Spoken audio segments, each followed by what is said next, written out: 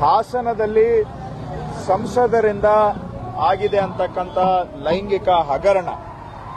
ಮೊದಲನೇ ವಿಷಯ ಇದರಲ್ಲಿ ತಾವು ಅರ್ಥ ಮಾಡ್ಕೋಬೇಕಾಗಿರೋದು, ಇದು ಕೇವಲ ಒಂದು ಸೆಕ್ಸ್ ಸ್ಕ್ಯಾಮ್ ಅಲ್ಲ, ಇದು ರೇಪ್ಗೆ ಸಮಾನವಾದಂತಹ ಸೆಕ್ಸುವಲ್ ಎಕ್ಸ್ಪ್ಲಾಯಿಟೇಷನ್. ಇದು ಅಮಾಯಕರ ದುರ್ಲಾಭ ಪಡೆದಿರತಕ್ಕಂಥದ್ದು. ಇದು ದಯವಿಟ್ಟು ಇದನ್ನ ನೀವು ಯಾವುದೋ ಸೆಕ್ಸ್ ಸ್ಕ್ಯಾಮ್ ಅಂತ ಕರಿಬೇಡಿ. ಇದು ಸೆಕ್ಸ್ ಸ್ಕ್ಯಾಮ್ಗಿಂತ ಮೀರಿದಂತಹದ್ದು. ಇದು ರೇಪ್ಗೆ ಸಮಾನವಾದಂತ ಸೆಕ್ಸುವಲ್ ಎಕ್ಸ್ಪ್ಲಾಯಿಟೇಷನ್. ಇದು ಲೈಂಗಿಕ ದೌರ್ಜನ್ಯ ಪ್ರಕರಣ. ಇದು ಅಂತಾರಾಷ್ಟ್ರೀಯ ಮಟ್ಟದಲ್ಲಿ ಕಠಿಣ ಕಾನೂನು ಇದೆ. ರೇಪ್ಗೆ ಸಮಾನವಾದಂತ ಕಾನೂನು ಇರತಕ್ಕಂತಹ ಸೆಕ್ಸುವಲ್ ಎಕ್ಸ್ಪ್ಲಾಯಿಟೇಷನ್. ಎರಡನೇದು, ನಾನು ಬಿಜೆಪಿಯವರಿಗೆ ಕೇಳಲಿಕ್ಕೆ ಬಯಸ್ತೇನೆ, ನಿಮ್ಗೇನಾದ್ರೂ ಮಾನ ಮರ್ಯಾದೆ ಇದೆಯಾ ಇಲ್ವಾ? ಹಿಂದೂ ಮಹಿಳೆಯರ ತಾಳಿಯ ಬಗ್ಗೆ ಮಾತಾಡ್ತೀರಿ, ಹಿಂದೂ ಮನೆಯ ಮಾಂಗಲ್ಯ ಸೂತ್ರದ ಬಗ್ಗೆ ಮಾತಾಡ್ತೀರಿ.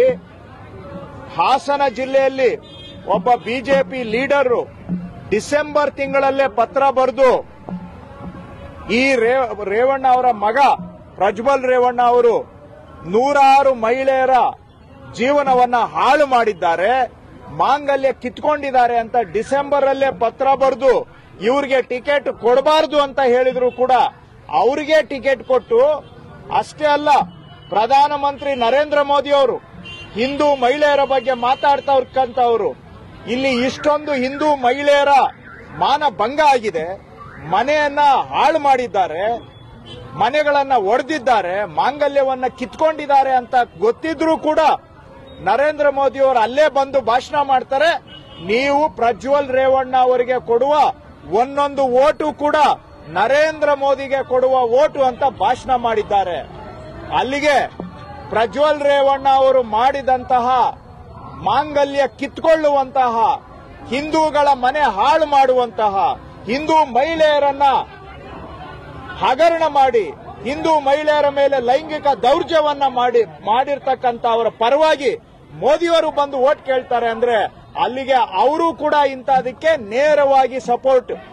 ಈಗ ನಾನು ಬಿಜೆಪಿಯವರಿಗೆ ಕೇಳಲಿಕ್ಕೆ ಬಯಸ್ತೇನೆ, ಹಿಂದೂ ಮಹಿಳೆಯರ ಬಗ್ಗೆ ಮಾತಾಡ್ತೀರಿ, ಮಾಂಗಲ್ಯದ ಬಗ್ಗೆ ಮಾತಾಡ್ತೀರಿ, ನಿಮ್ಗೇನಾದ್ರೂ ನಾಚಿಕೆ ಮಾನ ಮರ್ಯಾದೆ ಇದೆಯೇನ್ರಿ? ಇಲ್ಲಿವರೆಗೂ ಅದ್ರ ಬಗ್ಗೆ ಒಂದ್ ಮಾತಾಡಿಲ್ಲ. ಸಮಜಾಯಿಷಿ ಮಾಡ್ತಾ ಇದ್ದೀರಾ, ಕವರ್ ಅಪ್ ಮಾಡ್ತಾ ಇದ್ದೀರಾ, ಕೆಲಸಕ್ಕೆ ಬಾರದ ಸ್ಟೇಟ್ಮೆಂಟ್ ಕೊಡ್ತಾ ಇದ್ದೀರಾ. ಅವ್ರ ತಂದೆಯವರನ್ನ ಸ್ಟೇಟ್ಮೆಂಟ್ ಕೊಡ್ತಾರೆ, ಇದು 4-5 ವರ್ಷ ಹಳೇದು ಅಂತ. 4-5 ವರ್ಷ ಹಿಂದೆ ಮಾಡ್ಬಿಟ್ರೆ ಅವತ್ತೇನ್ ಕಾನೂನು ನ್ಯಾಯವಾಗಿತ್ತಾ? ಇದು 4-5 ವರ್ಷ ಸಮಯ ಆಗ್ಬಿಟ್ರೆ ಅನ್ಯಾಯ, ಇಲ್ಲ ಅಂದ್ರೆ ನ್ಯಾಯನಾ ಇದು? ಬಿಜೆಪಿ ಅವರು ಇನ್ನೊಬ್ರು ಹೇಳ್ತಾರೆ ಏನೋ ಉಪ್ಪು ತಿಂದವ್ರು ನೀರು ಕುಡಿಬೇಕು ಅಂತ ಹೇಳಿ. ಏನಿದೆಲ್ಲ ಹೇಳಿಕೆಗಳು? ಇನ್ ಕೆಲವರು SIT ಮಾಡಿದ್ದು ರಾಜಕೀಯ ಪ್ರೇರಿತ. ಹಂಗಾದ್ರೆ ಏನ್ರಿ ಮುಚ್ಚಾಕ್ಬೇಕೇನ್ರಿ ಇವುಗಳನ್ನೆಲ್ಲ? ಇದು ಪ್ರಪಂಚದ ಅತಿ ದೊಡ್ಡ ಲೈಂಗಿಕ ದೌರ್ಜನ್ಯ ಪ್ರಕರಣ. ನಾನು ಚಾಲೆಂಜ್ ಮಾಡ್ತೇನೆ, ಇಡೀ ಪ್ರಪಂಚದಲ್ಲಿ ಇಷ್ಟೊಂದು ಮಹಿಳೆಯರನ್ನ ಮೇಲೆ ಲೈಂಗಿಕ